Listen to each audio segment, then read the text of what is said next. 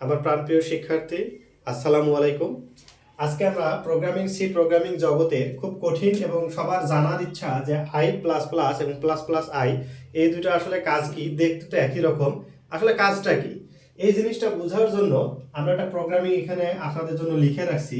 এই প্রোগ্রামিংয়ে খেয়াল করেন যে আই এর ভ্যালুটা প্রথম দিয়ে রাখছি 4, এক্স এর ভ্যালু এখানে যদি আমি এরকম করি যে আই প্লাস প্লাস, তাহলে কি হবে?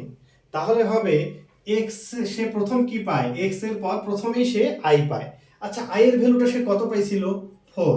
এই জন্য সে এক্স এর ভ্যালুটা বসাই দেবে কত? 4। 4 বসাই দেওয়ার পর কি হলো, আই এর ভ্যালুটা প্লাস প্লাস মানে 1 বেড়ে গেল। 1 বেড়ে যাওয়ার ফলে আই এর ভ্যালুটা এখন কত দাঁড়াইলো? আই এর ভ্যালু দাঁড়াইলো কত? 5। তাহলে আমার এই প্রোগ্রামিং এই কোডে কি হবে, এই কোডে এই আই এর ভ্যালুটা প্রিন্ট হবে 5 আর এক্স এর ভ্যালুটা প্রিন্ট হবে কি? 4।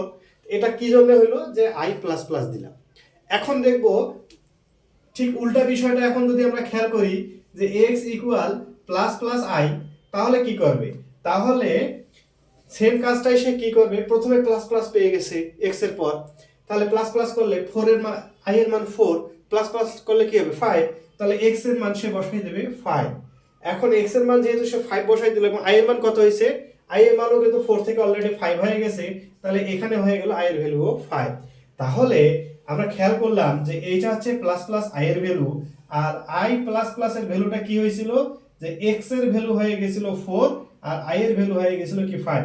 তাহলে কি সূক্ষ্ম ডিফারেন্স, যে প্লাস প্লাস আই আর আই প্লাস প্লাস, এত সূক্ষ্ম ডিফারেন্স আসলে সহজে সবাই বুঝতে পারবে না, তবে কোডিং সবসময় যে করবে সে ঠিকই এই বিষয়টা ধরতে পারবে। তো আপনারা এই ধরনের সূক্ষ্ম বিষয় এবং কঠিন প্রোগ্রামিংগুলো জানার জন্য আমাদের পাশে থাকুন, আমাদের চ্যানেলের সাথে থাকুন, তাহলে আপনারা সহজেই জানতে পারবেন। সবাইকে ধন্যবাদ।